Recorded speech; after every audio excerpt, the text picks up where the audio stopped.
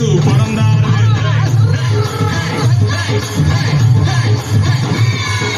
நம்மளையெல்லாம் காப்பாத்த நாயகன் இயேசு வந்தாரு.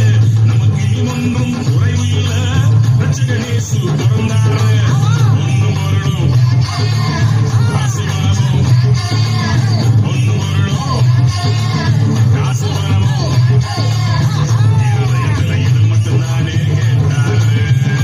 உங்க இருதயத்துல இது மட்டும்தானே கேட்டாரு.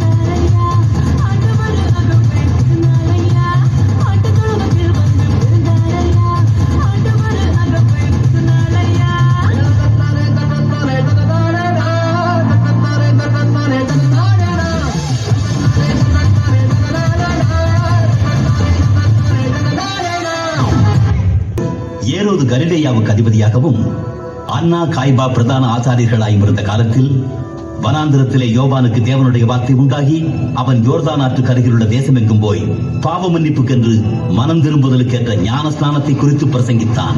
உங்கள் பாவங்களை விட்டு திரும்புங்கள், ஞான ஸ்நானம் பெறுங்கள், கர்த்தர் உங்கள் பாவங்களை மன்னிப்பார்.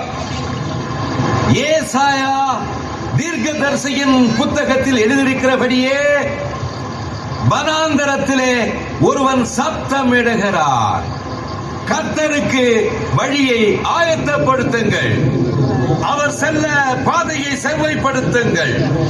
பள்ளத்தாக்குகள் நிரப்பப்படும், மலைகளும் குன்றுகளும் தாழ்த்தப்படும், கோணலான வழிகள் நேராக்கப்படும், கரடான வழிகள் ஒழுங்காக்கப்படும். எல்லா மனிதரும் தேவனுடைய ரட்சிப்பை காண்பார்கள். நாங்கள் என்ன செய்ய வேண்டும்? விரியன் பாம்பு குட்டிகளே, நாங்கள் என்ன செய்ய வேண்டும் என்கிறாய்? நாங்கள் எந்த வழியில் செல்ல வேண்டும் என்று எங்களுக்கு சொல்லும். உங்களிடம் 2 உடைகள் இருந்தால் உடையில்லாத ஒருவனுக்கு ஒன்றை கொடு, உணவு இருக்கிறவன் அதை பகிர்ந்து கொடு. போதகரே, நாங்கள் வரி வசூலிப்பவர்கள், நாங்கள் என்ன செய்ய வேண்டும்?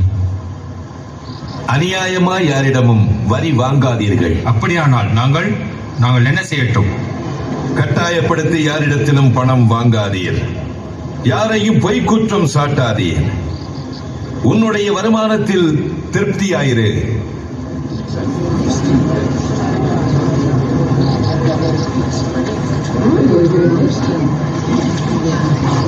எங்களுக்கு சொல்லும், நீர்தான் கிறிஸ்துவா?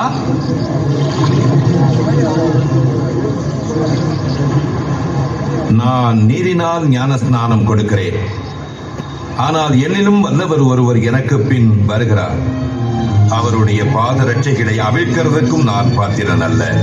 அவர் பரிசுத்த ஆவியினாலும் அக்னியினாலும் ஞான ஸ்நானம் கொடுப்பார். தூற்றுக்கூடை அவர் கையில் இருக்கிறது. அவர் கோதுமையை நன்றாய் விளக்கி களத்தில் சேர்ப்பார், பதரையோ அவியாத அக்னியினால் சுட்டரிப்பார்.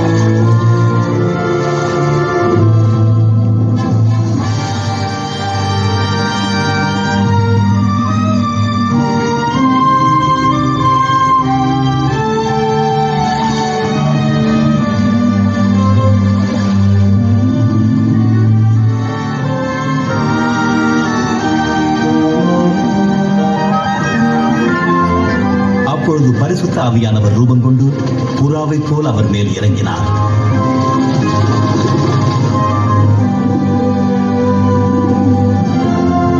வானத்திலிருந்து ஒரு சத்தம் உண்டாயிற்று. நீர் என்னுடைய நேசகுமாரன், உம்மில் பிரியமாயிருக்கிறேன்.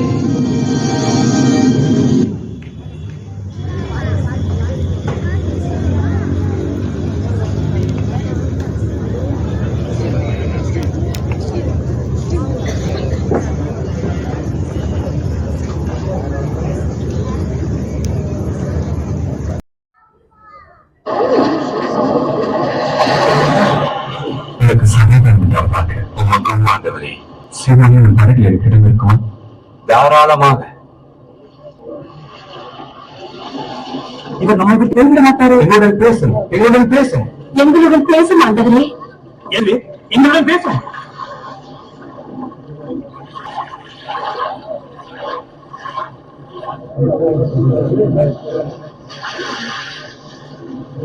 இரண்டு மனிதர் ஜெபம் பண்ணும்படி தேவாலயத்திற்கு போனார்கள். ஒரு பரிசேயன், மற்றவன் வரி வசூலிப்பவன். பரிசேயன் தனியே நின்று கொண்டு இப்படி ஜெபம் பண்ணினான்: ஆண்டவரே, நான் உமக்கு நன்றி செலுத்துகிறேன். ஏனென்றால் கொள்ளைக்காரர், அநியாயம் செய்கிறவர், விவசாயிகள் போல நான் இல்லை. அதோ அந்த வரி வசூலிப்பவனை போலவும் நான் இல்லை. வாரத்தில் 2 முறை உபவாசிக்கிறேன். என் வருவாயில் 10 பங்கை கொடுக்கிறேன். வரி வசூலிப்போனோ தூரத்தில் நின்று தன் கண்களை வானத்துக்கு எடுக்க துணியாமல் தன் மார்பிலை அடித்துக் கொண்டு பாவியாகி என் மேல் கிருபையாய் என்று ஜெபித்தான். ஆயக்காரன் அல்ல, இந்த வரி வசூலிப்பவனை ஆண்டவரிடம் ஒப்புரவாகி வீடு திரும்பினான். தன்னை உயர்த்துகிறவன் எவனும் தாழ்த்தப்படுவான், தன்னை தாழ்த்துகிறவன் உயர்த்தப்படுவான். என்னிடத்தில் வாருங்கள், என் வார்த்தைகளுக்கு செவிக்குங்கள், அப்பொழுது நீங்கள் வாழ்வடைவீர்கள். கர்த்தரை கண்டடையத்தக்க சமயத்தில் அவரை தேடுங்கள். அவர் சமீபமாயிருக்கையில் அவரை நோக்கி கூப்பிடுங்கள். துன்மார்க்கன் தன் வழியையும் அக்கிரமக்காரன் தன் நினைவுகளை விட்டு கர்த்தரிடத்தில் திரும்ப கடவன். நம் தேவனிடத்திற்கே திரும்ப கடவன். அவர் மன்னிக்கிறதற்கு தயை பெருத்திருக்கிறார். இரக்கம் காட்டும். அவனுக்கு 12 வயதாகிறது. அவன் மரண வேதனைப்படுகிறான். தயவு செய்து வாரும். நான் வருந்துகிறேன். உன் மகள் மரித்து போனாள். போதனை வருத்தப்படுத்த வேண்டாம். பயப்படதே, விசுவாசமாயிரு, அவள் குணமடையும்.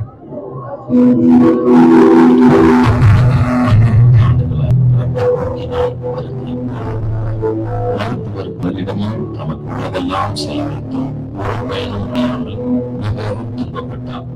அவள்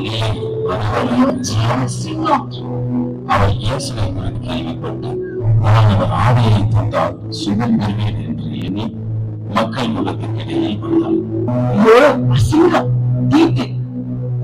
வந்தாள்.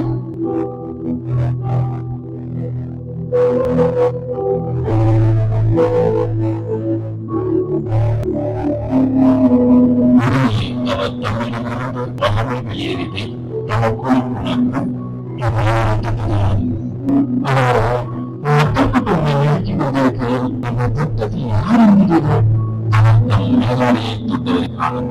சுற்றிலும் பார்த்துக் கொண்டிருந்தான். அப்பொழுது நமக்கு நேர்ந்ததை அறிந்தவளாய் அஞ்சி நடுங்கி அவன் வந்தாள். ஆண்டவரே, ஆண்டவரே, என்னுடைய வேதனை எல்லாம் நீங்க நான் சுகமாயிட்டேன். என்னுடைய கவலை எல்லாம் மாறி நான் சந்தோஷமா இருக்கேன்.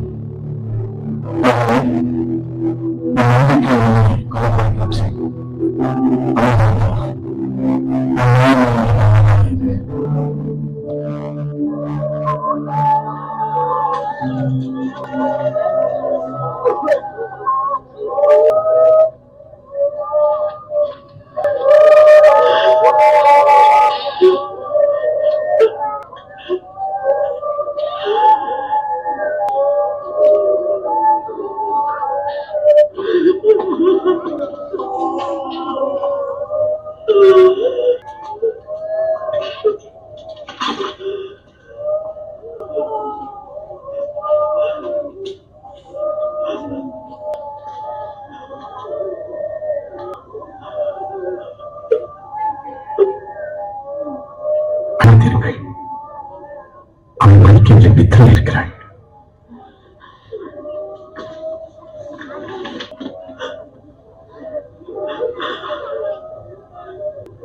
மகளே, எழுங்கள்,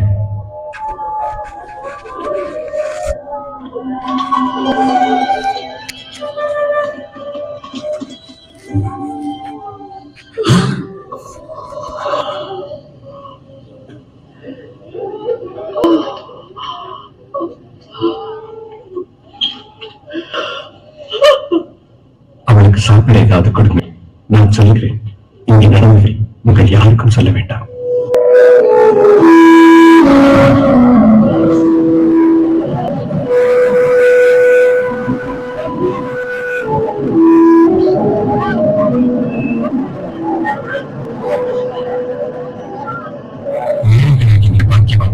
தேவனுடைய ராஜ்யம் உங்களுக்குரியது.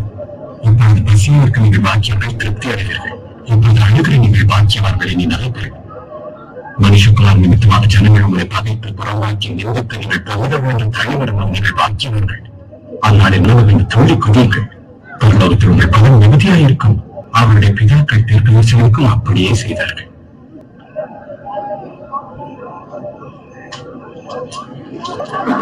பதினாறு, 17, 18, 19, 20 இருந்ததே அவ்வளவுதான். இல்லை அவ்வளவுதானா? ஆசிரியவான் பாக்கியம் உங்களுக்கு ஐயோ, உங்கள் ஆறுதலை நீங்கள் அடைந்து தீர்ந்தீர்கள்.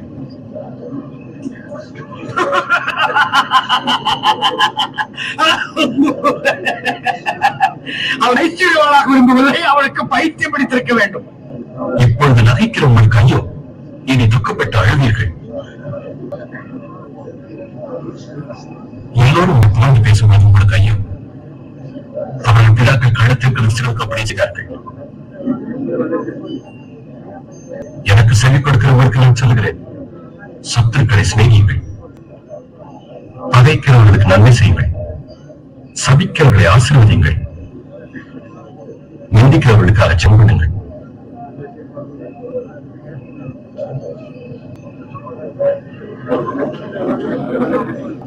உன்னை ஒரு கணத்தில் அறிகிறவர்களுக்கு மறு கணத்தையும் காண்பி.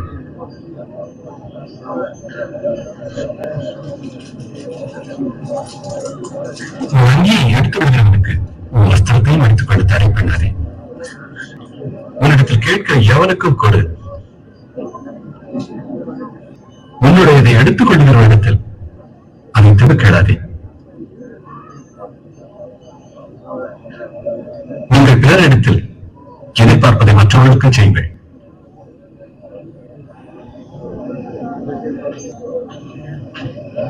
உங்களை சிநேகிக்கிறவர்களை மட்டுமே நீங்கள் சிநேகித்தார், அதனால் உங்களுக்கு பலன் என்ன? பாவர்களும் தங்களை சிநேகிக்கிறவர்களை சிநேகிக்கிறார்களே. உங்களுக்கு நன்மை செய்கிறவர்களுக்கே நீங்கள் நன்மை செய்தார், உங்களுக்கு என்ன பலன்? பாவிகளும் அப்படி செய்கிறார்களே, அவர்கள் எப்படி தொடலாம்? நீங்க எப்படி அவரிடம் பேசலாம்? அசிங்கம்.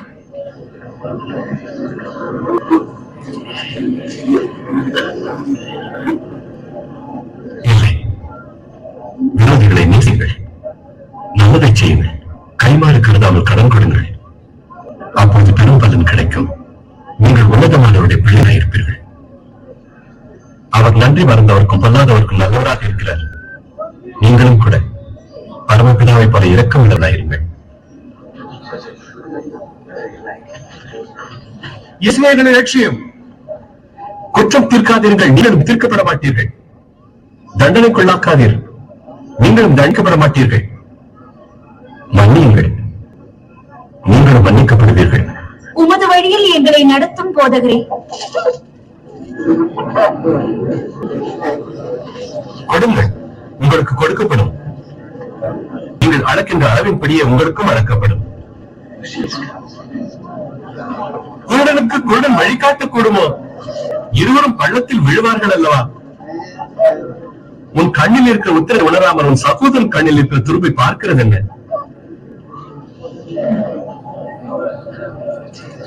எங்களை வழிநடத்தும் போதகரே, போதகரே, இப்பொழுது நீர் எங்களுக்கு தேவை. உம்மை பெற்றெடுத்து வளர்த்த தாய் எவ்வளவு பாக்கியம் உள்ளவள். தேவனுடைய வார்த்தை கேட்டதன்படி நடக்கிறவர்களே பாக்கியவான்கள். இந்த மனிதரை பற்றி நான் அறிய விரும்புகிறேன். அவர் மேசியாவாக இருப்பார் என்று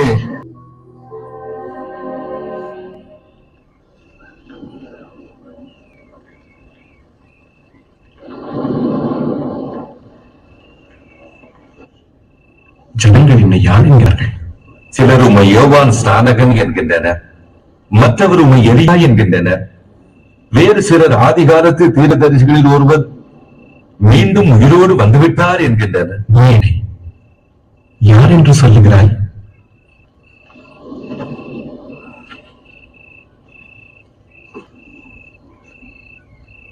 நீர் தேவனாகிய கிறிஸ்து. நீங்கள் அதை ஒருவருக்கும் சொல்ல வேண்டாம். மனுஷகுமாரன் பல பாடுகள் படவும் தள்ளப்படவும் அவர் கொல்லப்படவும் அவர் 3ஆம் நாளில் உயிர்த்தெழுந்திருக்கவும் வேண்டும்.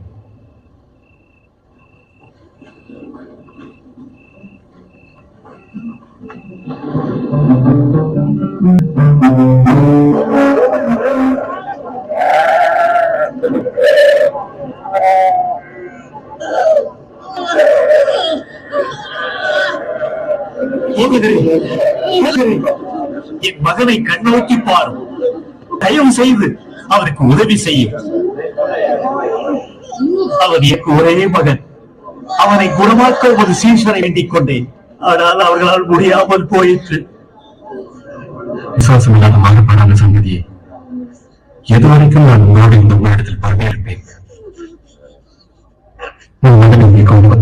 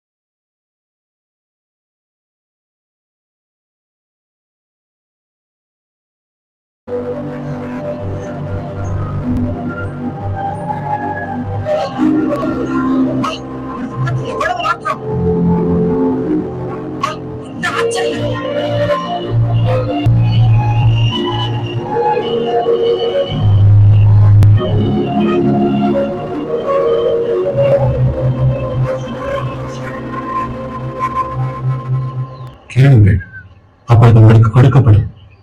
தேடுங்கள், அப்பொழுது கண்டடைவீர்கள். தட்டுங்கள், அப்பொழுது உங்களுக்கு திறக்கப்படும். ஏனென்றால் கேட்கிறவன் எவனும் பெற்றுக் கொள்கிறான், தேடுகிறவன் கண்டடைகிறான், தட்டுகிற எவனுக்கும் கதவு திறக்கப்படும்.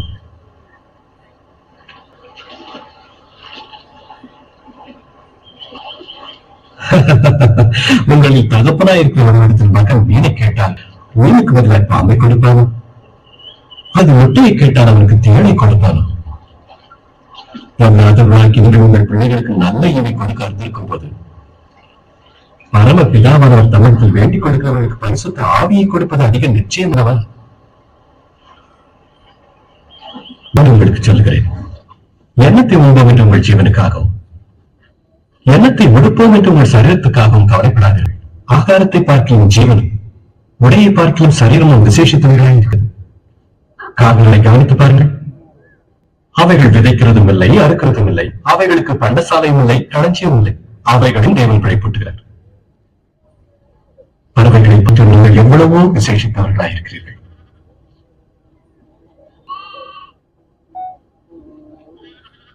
கவலைப்படுவதனால் தன் சதிவளவோடு எவன் ஒரு முழத்தை கொட்டுவார்? அற்பமான காரியத்தையே உங்களால் செய்யக்கூடாது இருக்க மற்றவர்களுக்காக நீங்கள் கவலைப்படுவதில்லை. இந்த காட்டு புஷ்பங்கள் மலர்வதை கவனியுங்கள், அவைகள் உழைக்கிறதும் இல்லை, நூற்கிறதும் இல்லை. என்றாலும் சாலமோன் முதலாய் தன் சர்வ மகிமையும் அவைகளை போல் முதிர்வதில்லை. இப்படி இருக்க அற்ப விசுவாசிகளை இன்றைக்கு காட்டிலிருந்து நாளைக்கு அடுப்பிலே போடப்படுகிறது. புல்லுக்கு தேவன் இவ்விதமாக உடுத்துவித்தால் உங்களுக்கு உடுத்திருப்பது அதே நிச்சயம் அல்லவா? எங்கள் விசுவாசத்தை பெருக பண்ணும். கடுக்கு விதையளவு விசுவாசம் உங்களுக்கு உண்டாயிருந்தால் நீ இந்த காட்டத்தை மரத்தை நோக்கி நீ வேரோட பிடுங்கு கடலில் அடப்படுவாயாக என்று சொல்ல அது உங்களுக்கு கீழ்ப்படியும்.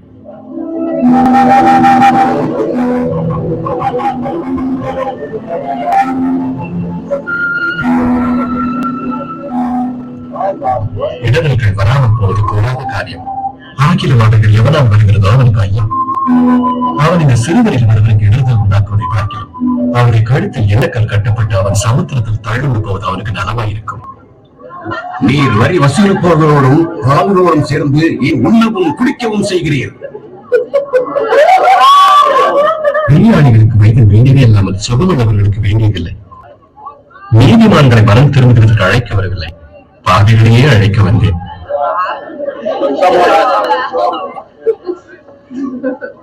தேவராஜத்தை குறித்து எங்களுக்கு சொல்லும். இன்னும் ஏதாகிலும் உண்டா? பயப்படாத சிறுமந்தையே, உங்களுக்கு ராஜ்யத்தை கொடுக்க உங்கள் பிதா பிரியமாயிருக்கிறார். உங்களுக்கு உள்ளவரை விற்று பிச்சை கொடுங்கள். பழமையாய் போகாத வளப்பைகளையும் குறையாத பொக்கிஷத்தையும் பரலோகத்திலே உங்களுக்கு சம்பாதித்து வையுங்கள். அங்கே திருடன் அணுகுவதும் இல்லை, பூச்சி கடுப்பதும் இல்லை. உங்கள் பொக்கிஷம் எங்கேயும் அங்கேயும் உங்கள் மனமும் இருக்கும்.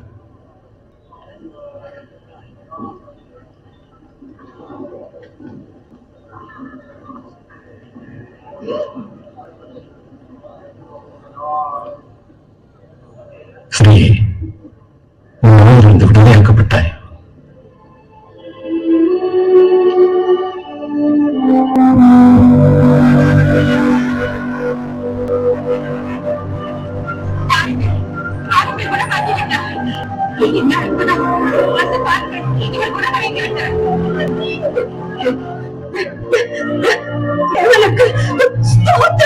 அல்ல போதவரே, நித்திய ஜீவனை அடைவதற்காக நான் என்ன செய்ய வேண்டும்? என்னை நல்லவன் என்று சொல்வானே. தேவன் ஒருவர் தவிர நல்லவன் ஒருவனும் இல்லையே.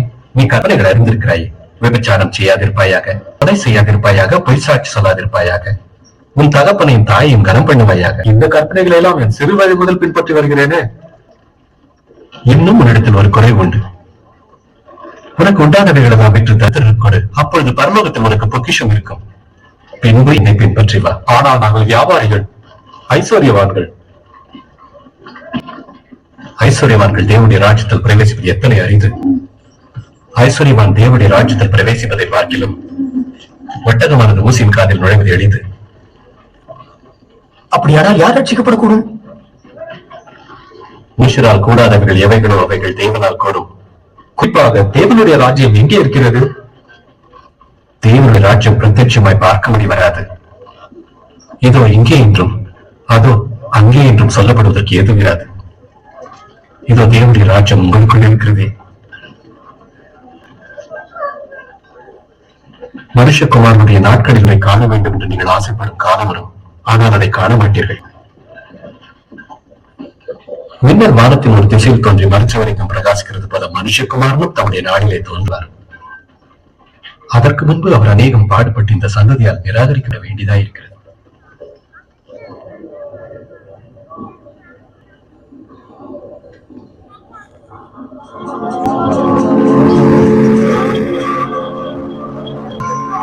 என்ன நடக்கிறது?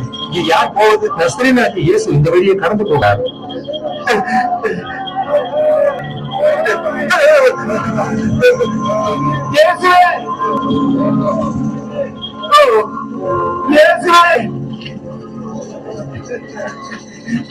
குமாரனே, எனக்கு கருணை செய்யும்.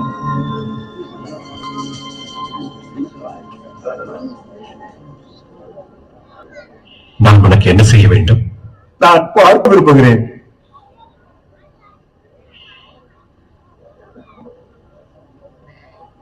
பார்வை அடைவாயாக. உன் விசுவாசம் உன்னை ரட்சித்தது. என்னால் பார்க்க முடிகிறது. என்னால் பார்க்க முடிகிறது. என்னால் பார்க்க முடிகிறது.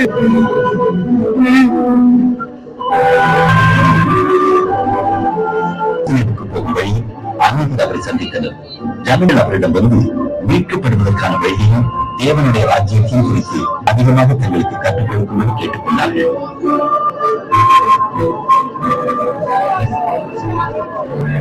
இவர் மெய்யாகவே ஒரு தீர்க்கதரிசி. ஆண்டவரே, என் தேவனே, என்னை ரட்சியும்.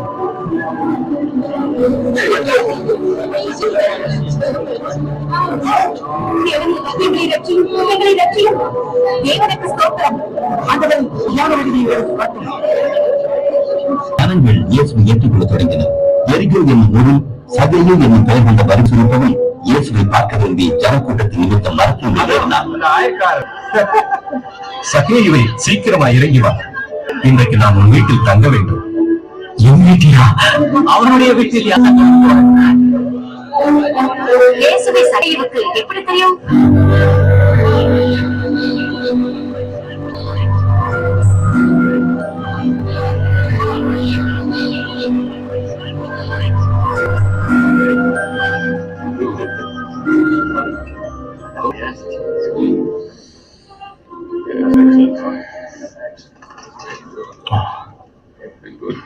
கேளுங்கள், என் ஆசையில் பாதியை ஏழைகளுக்கு கொடுக்கிறேன்.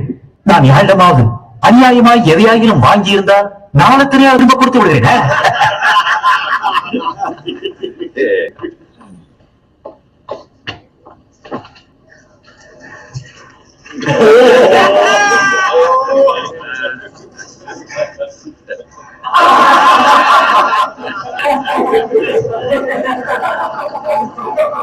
என்னால் நம்ப முடியவில்லை. வரி வசூலிக்கும் ஒருவன் திரும்ப கொடுக்கிறானா? கூடாத காரியம்.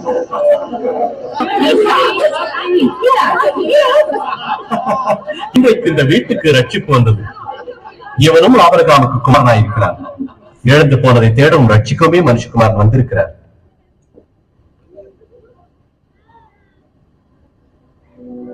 கேளுங்கள், நாம் எருசலேமுக்கு போகிறோம். மனுஷகுமாரனை குறித்து தீர்க்கதரிசிகளால் எழுதப்பட்ட விலங்கை நிறைவேறும். அவர் புறான இடத்தில் ஒப்புக் கொடுக்கப்படுவார். அவர்களை பரியாசம் பண்ணி அவரை நிந்தைக்குள்ளாக்கி முகத்தில் துப்புவார்கள். நாள் அடித்து கொலை செய்வார்கள். ஆனால் 3ஆம் நாளிலே உயிரோடு எழுந்திருப்பார். அதற்காக தாம் அங்கே பலியாக போவதை இயேசு அறிந்திருந்த போது எருசலேமுக்கு போகும் வழியே தெரிந்திருந்தார். அவர் வருகை கண்ட அனைத்து ஜனங்கள் சந்தோஷப்பட்டு அவரை தங்கள் ராஜா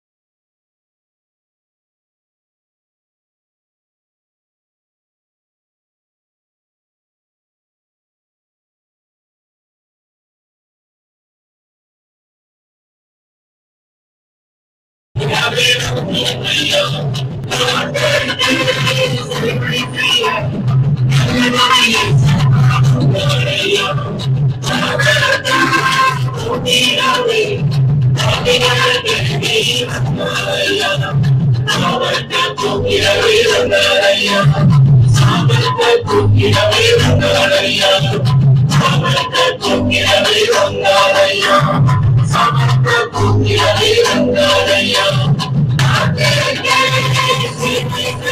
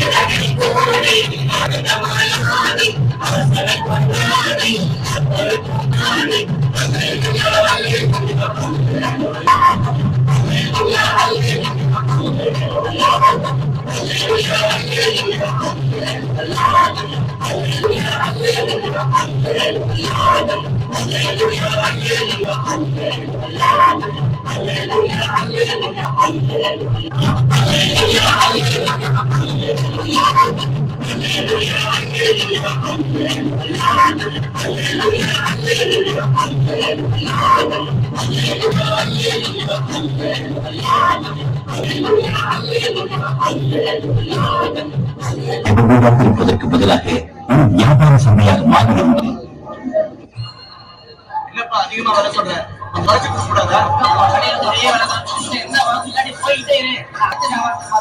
நம்ம கடையில எல்லாமே மலிவுதான். இது ரொம்ப எடுத்துங்க.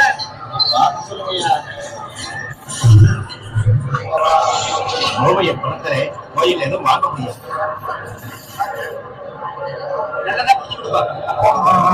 ரெண்டு சம்மதி வெளியே வாங்க.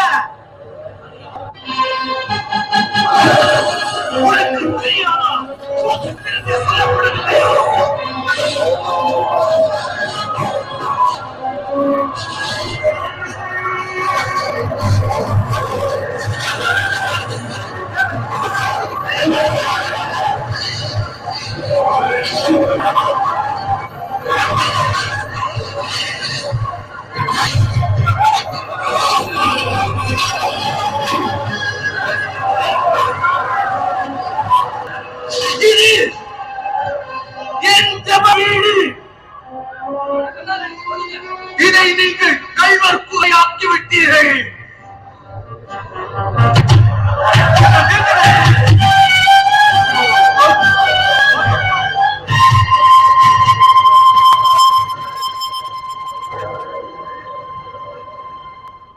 அரசியல் தலைவர்கள் மதத் தலைவர்களுக்கிடையே எதிர்ப்பு வளர்ந்தது. அவனை பலரும் ராஜா என புகழ்வதை நான் அறிகிறேன். ராஜா கள்ளர்கள், பாவிகள், பிச்சைக்காரர்களுக்கு இவன் ராஜா. இவனை போல் பலரை பார்த்திருக்கிறோம். வருவார்கள், போவார்கள், மறைந்து விடுவார்கள். அசதியால் இராதே, அவனை பின்பற்றோர்கள் பெறுகிறார்கள். ஜனங்கள் அவனை புகழ்கிறார்கள். அவனை ராஜா என்று நினைத்தேன். நான் உங்களை எச்சரிக்கிறேன். இந்த மனிதனால் சமாதான குலைச்சல் ஏற்பட்டால் நீங்களான அதற்கு பொறுப்பாளி.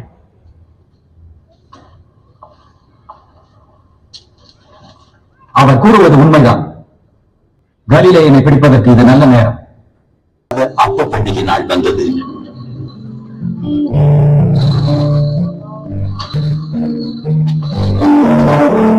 அப்பொழுது அவர் பேதுருவையும் யோவானையும் அழைத்து, நாம் பஸ்காவை புசிக்க ஆயத்தப்படுகிறோம் என்றார்.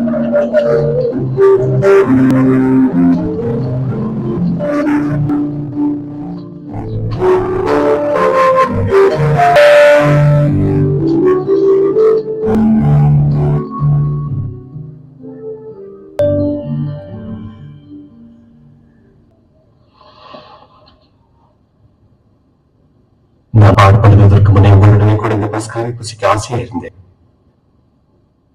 உங்களுக்கு சொல்லுகிறேன், தேவ ராஜ்யத்தில் இது நிறைவேறும் நான் இனி புசிப்பதில்லை.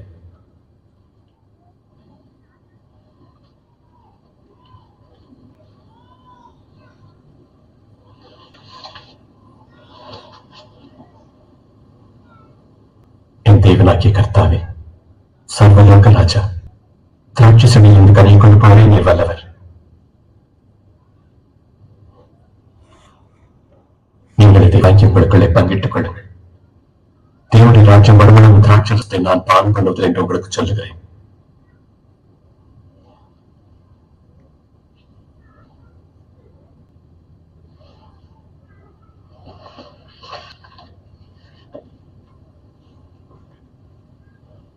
தேவனாகிய கர்த்தாவே, சர்வலோக ராஜா, பூமியின் பலனில் அப்பத்தை தருவாரே நீர் வல்லவர்.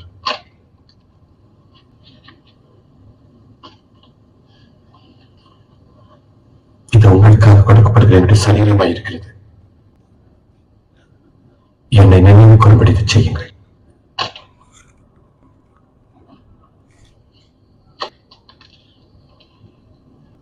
இந்த பாத்திரம் உங்களுக்காக சிந்தப்படுகிற என்னுடைய ரத்தத்தினாலாகிய புதிய உடன்படிக்கையா இருக்கிறது.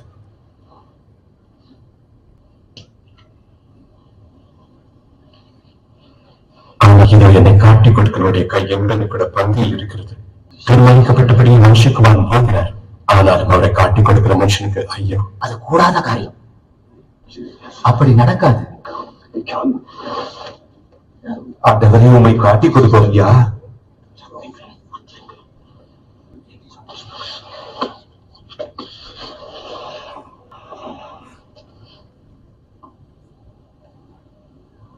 உங்களில் பெரியவன் சிறியவனை போல இருக்க கடவன்.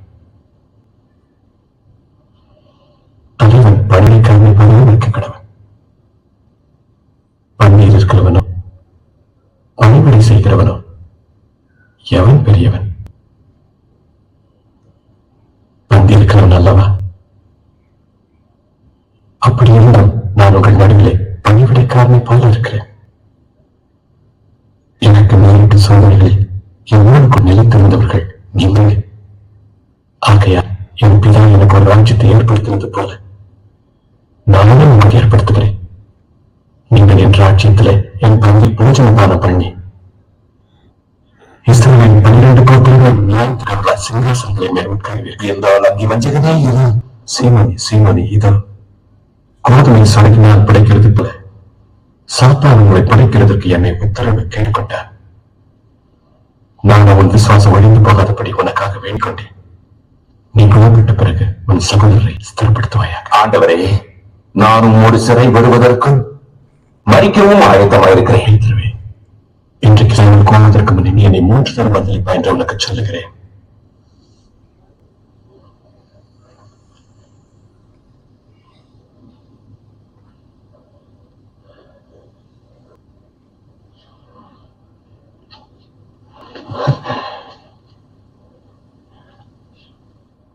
படைப்பையும் சாமனும் பாதட்சம் இல்லாமல் அனுப்பிடுவது குறைவிருந்ததா? இல்லை, ஒரு குறைவும் இல்லை. படைப்பையும் சாமான் பை உடையவன் அவைகளை எடுத்துக் கொள்ள கடவன். பட்டையில்லாதவன் தன் வஸ்திரத்தை விற்று ஒன்றை கொள்ள கடவன். அக்கிரமக்காரன் ஒருவராக எண்ணப்பட்டார் என்கிற வாக்கியம் நிறைவேற வேண்டியதாக இருக்கிறது. என்னை பற்றிய காரியம் முடிவு பெறும் காலம் வந்திருக்கிறது. ஆண்டவரே, இதோ இங்கே 2 பட்டயம் இருக்கிறது.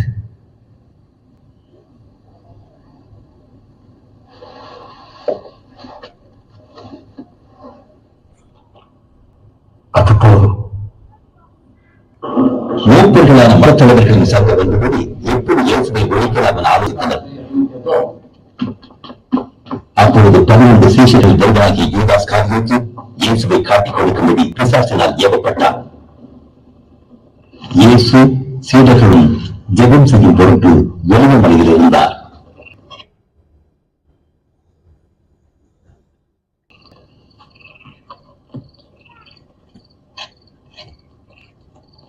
நீங்கள் சோதனைக்குட்படாதபடிக்கு ஜெபம் பண்ணுங்கள்.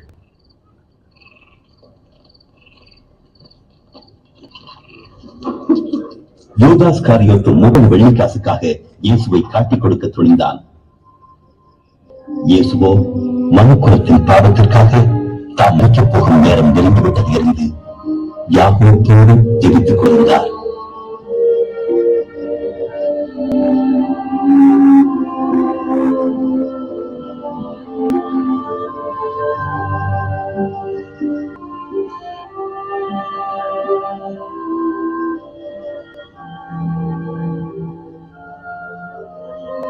பிதாவே, பாத்திரம் என்னை விட்டு நீங்க செய்யும். ஆயினும் என்னுடைய சித்தத்தின்படி அல்ல, என்னுடைய சித்தத்தின்படியே ஆக கடவுள். வானத்திலிருந்து ஒரு தூதன் தோன்றி அவரை பலப்படுத்தினார். அவருடைய வேர்வை ரத்தத்தின் பெரும்பொழிகளால் தரையில் வீழ்ந்தது.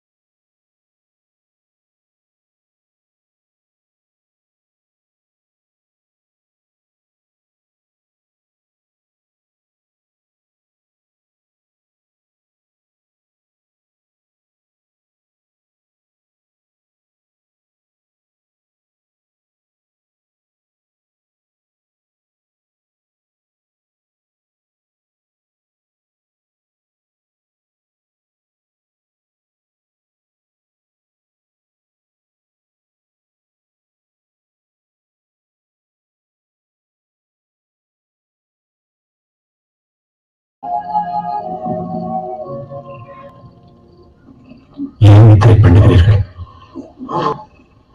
எழுதுங்கள், சோதனைப்படாதபடி ஜெபம் பண்ணுங்கள்.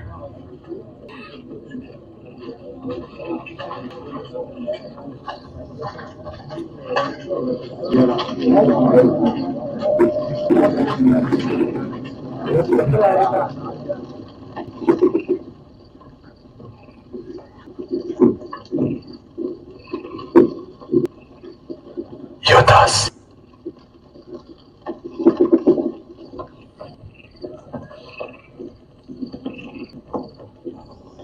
மனுஷகுமாரனை மொத்தத்தினால காட்டிக் கொடுக்கிறாய்.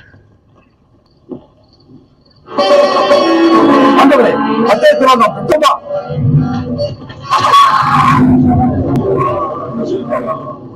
உன்னை கைது செய்யுங்கள். அது நிறுத்துங்கள்.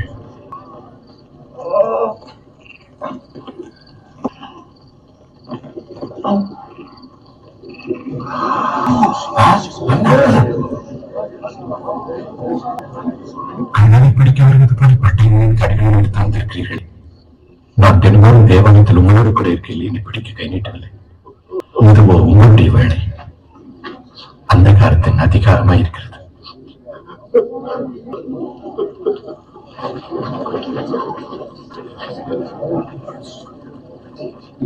அவனை கைது செய்யுங்கள்.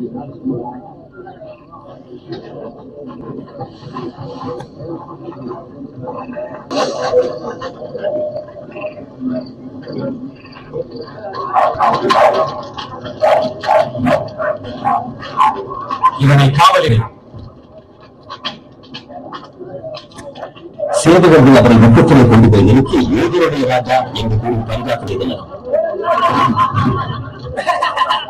ராஜா அணிந்திருந்த அங்கி இனி எவ்வளவு சொல்லும்.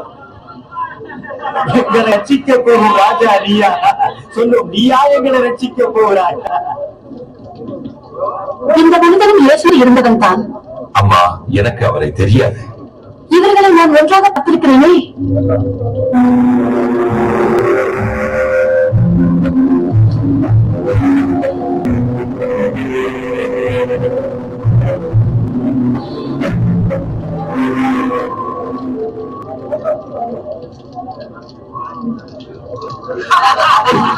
நாங்களும் ஒரு பணிவான வேலையாட்கள்.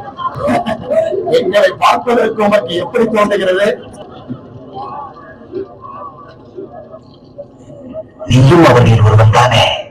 நான் இல்லவே இல்லை.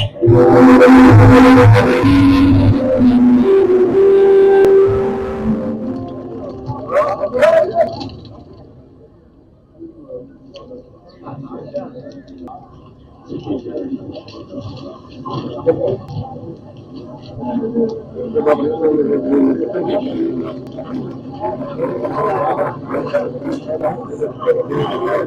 மனுஷன் மனசோட வருவான் என்பதில் எந்த சந்தேகமும் இல்லை. அதுவும் இவன் தைரியமாக இருக்கிறான். நீ போ. நீ என்ன சொல்லுகிறாய் என்று எனக்கு புரியவில்லை.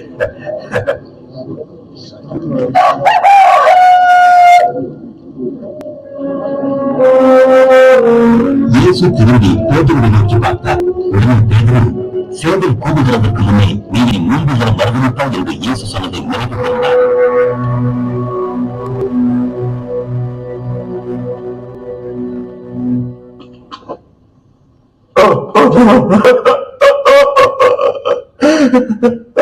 ஆண்டவரே, உம்மை நான் அறியேன் என்று மறுதளித்து விட்டேன். ஆண்டவரே, உம்முடைய அதிகாரத்தையும் உம்முடைய கருணையும் மறந்து உமக்கு துரோகம் செய்து விட்டேன்.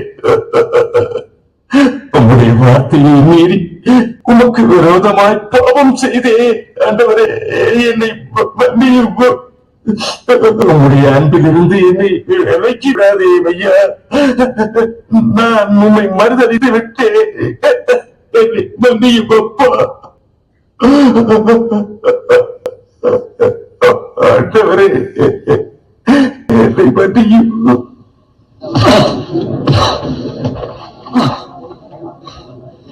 உன்னை அடித்தது யார் சொல்லு. உன்னை அடிக்க போவது யார் என்று தீர்க்க தரிசனமாக சொல்லு. நிறுத்துங்கள், நான் சொல்லுகிறேன், நிறுத்துங்கள். இவரை ஆலோசனை சங்கத்திற்கு அழைத்து வாருங்கள். எழுந்து.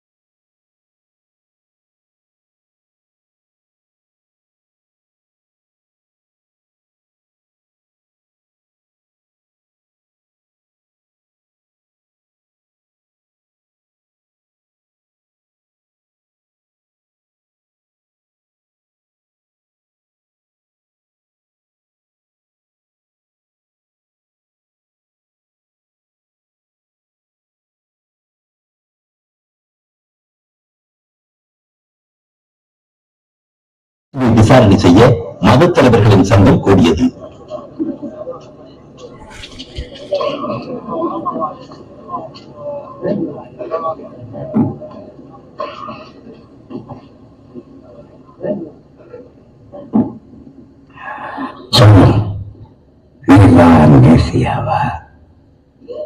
நான் சொன்னாலும் நீங்கள் நம்ப மாட்டீர்கள். நான் உங்களை கேள்வி கேட்டாலும் நீங்கள் பதில் சொல்ல மாட்டீர்கள்.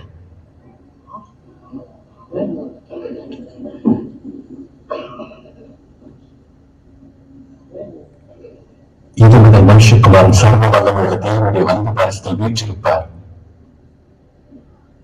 அப்படியானால் நீ தேவகுமாரனா? நீ சொன்னபடி நான் அவர்தான்.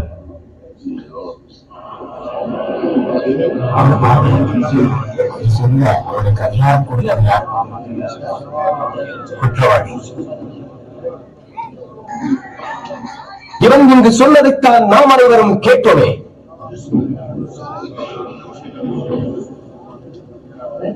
இவனை நாம் பிலாத்தோடு அழைத்து செல்வோம். அப்படியே செய்வோம்.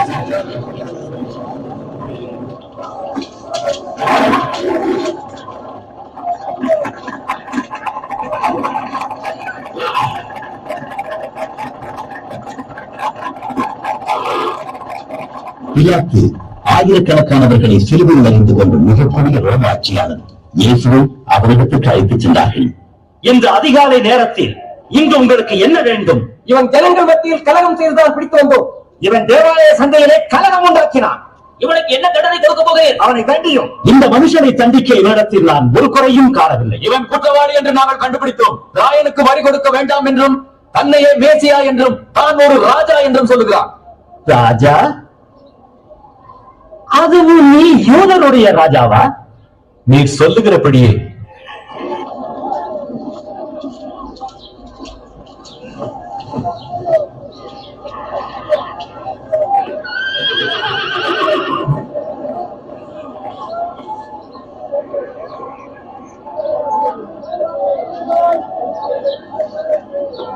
இந்த மனிதன் மரண தண்டனை கேதுவானது ஒன்றும் செய்யவில்லை.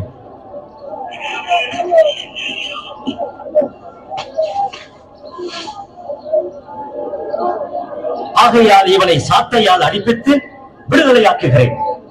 அன்று இதோடு ஒரு குற்றவாளி எங்களுக்கு விடுதலையாக்குவோம் என்பது கடமை அல்லவா? பரபாசி எங்களுக்கு விடுதலை செய்யும். இந்த மனிதனை தீர்த்துவிடும். ஆமா, பரபாசை எங்களுக்காக விடுதலை செய்யும்.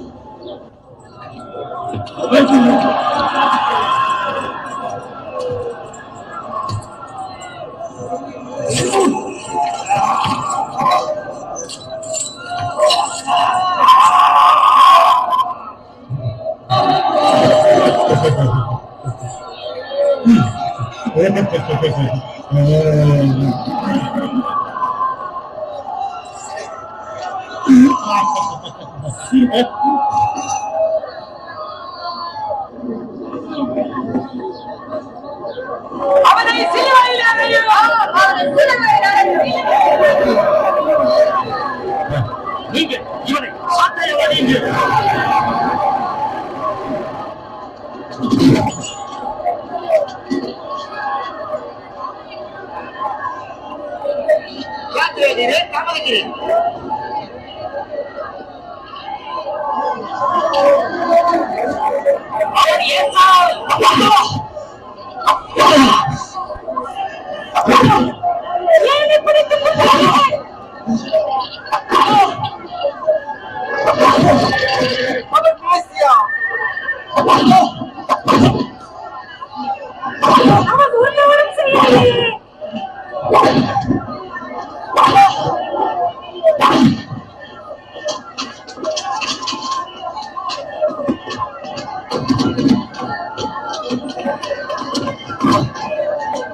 அவனை தூக்கிவிடு.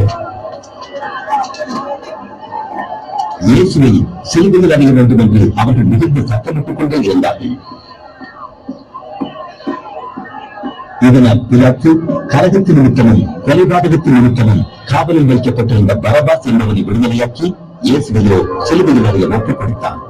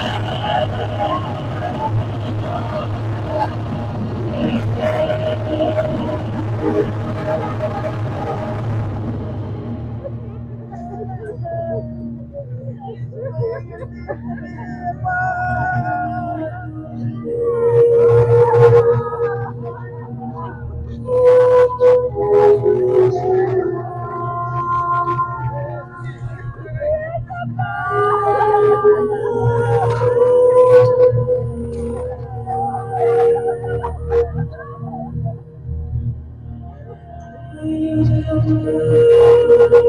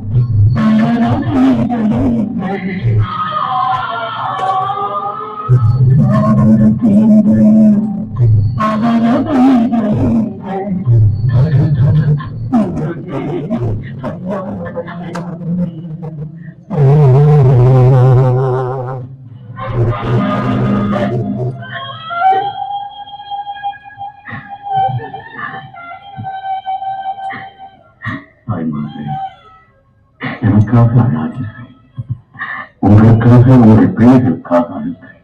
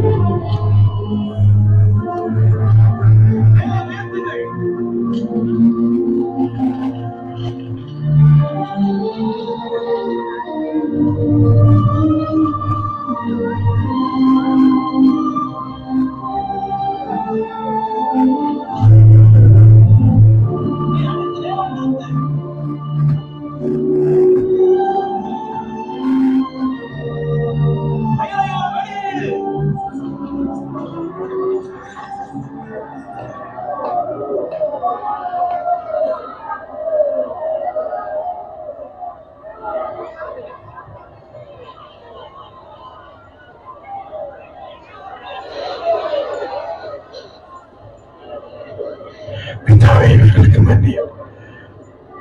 தாங்கள் செய்வது என்னதென்று அறியாதிருக்கிறார்களே.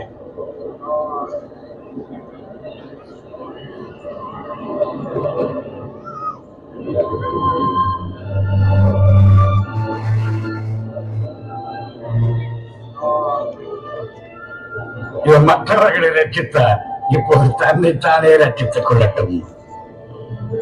நீ பேசியவானால் உன்னை நீயே ரட்சித்துக் கொள். எங்கே சிறிலிருந்து இறங்கி வா. எங்கே உமது அற்புதங்களில் ஒன்றை காட்டு பார்ப்போம்.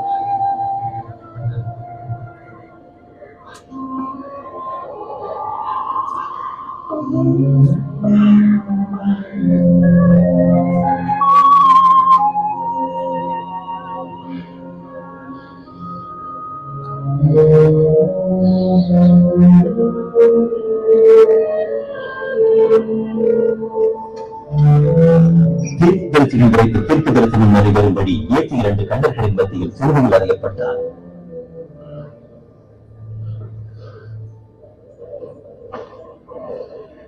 இது ஒரு சாதாரண மனிதனின் அங்கியே அல்ல. அதை குறைத்து விடாதீர்கள். நம்மில் அதிர்ஷ்டசாலி யார் என்று சீட்டு போட்டு பார்ப்போம். அதை வைத்துக் கொண்டு என்ன செய்ய போகிறாய்?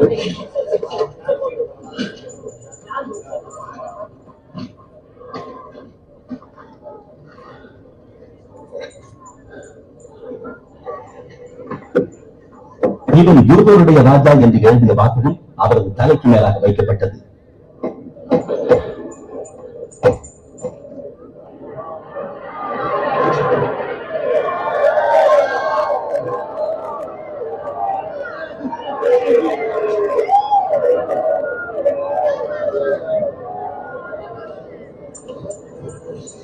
நீ யூதருடைய ராஜாவானால் உன்னை நீ ரட்சித்துக் கொள்.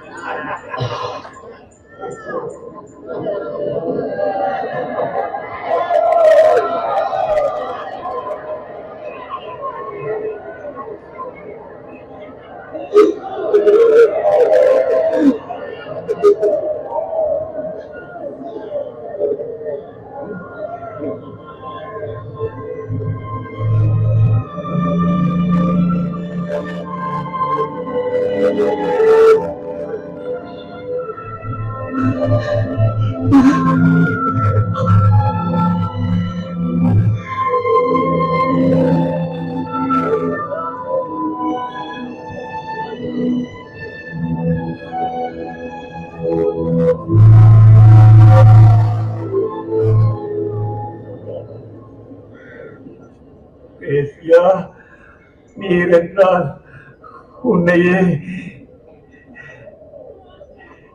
நீ ரட்சித்துக் கொள், எங்களையும் கூட ரட்சியும். நீ தேவனுக்கு கூட பயப்படுகிறது இல்லையா? நீ பெற்ற அதே தண்டனையை அவரும் பெற்றிருக்கிறார். ஆனால் அவர் தவறேதும் செய்யவில்லை.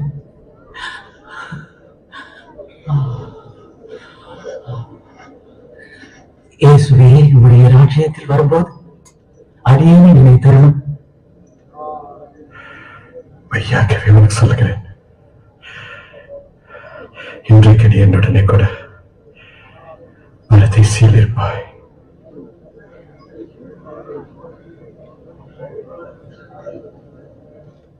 அப்பொழுது நடுப்பகலாக இருந்த அந்நேரத்தில் 3 மணி நேரம் வரை பூமி எங்கும் அந்தகாரம் உண்டாயிற்று.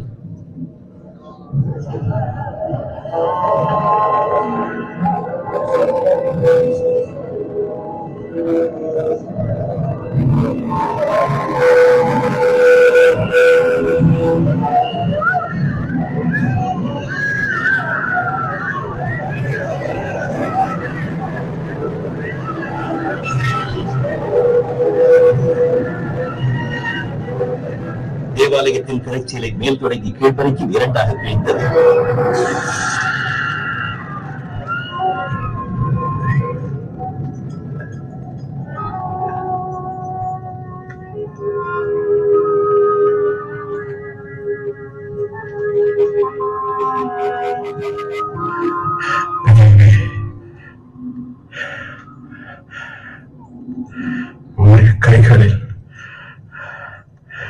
என்னாவே ஒப்புவிக்கிறேன்.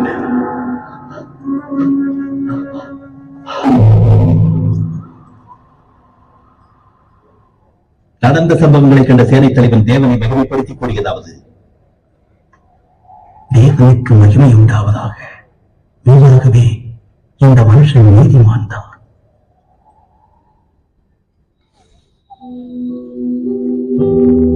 என்னை சுற்றிலும் இருக்கும் ஜனங்கள் என் அருகிலே சிலுவையை தொடும் அல்லது என்னை சிலுவையில் அறைந்த போர்ச்சியவர்களும் என்னை நிந்தித்து தோசித்து பரிகாசம் செய்யும் அளவுக்கு நானே தவறு செய்தேன். தெய்வமானால் சிலுவையில் கீழே இறங்கி வரும் பார்த்தோம் என சவால் விடுகிறார்களே. ஏன் எனக்கு இந்த பரிதாபமான நிலை? பாவம் ஒரு பக்கம், பலி ஒரு பக்கம் இல்லாமல் ஜனங்கள் பாவம் செய்திருக்க நான் பாவ நிவாரண பலியாக என்னை ஒப்புக்கொள்கிறேன். நான் இன்றுமே உயிரோடு இருக்கின்றேன். ஜனங்கள் பாவத்திலிருந்து விடுதலையாகின வேறு ஒரு பரிகாரம் இல்லாதபடியால் நானே பரலோகத்திலிருந்து இறங்கி வந்தேன். நான் இந்த பூமிக்கு வந்தது ஜனங்கள் கிறிஸ்துமஸ் பண்டிகை கொண்டாட மட்டுமல்ல. ஏன் இந்த பூமியில் மனிதனாக பிறந்தேன்? எல்லா மனிதனும் தேவசாயலாக மாற்றி தேவனோடு இணைந்து பரலோகம் சேர்க்கிறேன். என்னை அல்லாமல் ஒருவனும் பரலோகம் என்கிற சொர்க்கத்திற்கு வர முடியாது. பாவத்தை விட்டு உழைத்தவர்கள் பரலோகத்திற்கு சொந்தக்காரர்களாக வாழும்.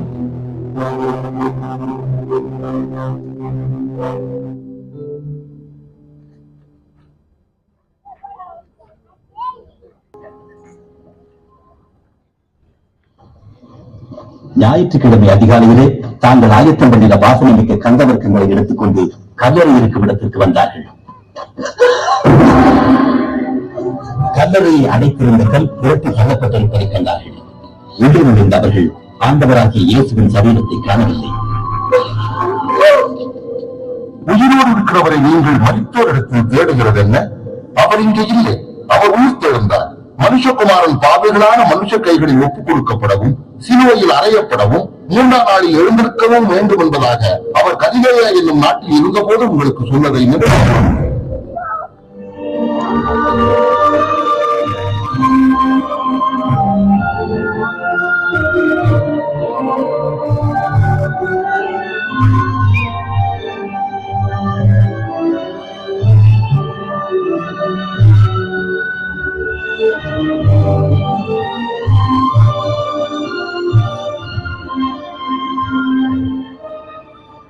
கர்த்தர் உங்களை ஆசீர்வதிப்பாராக.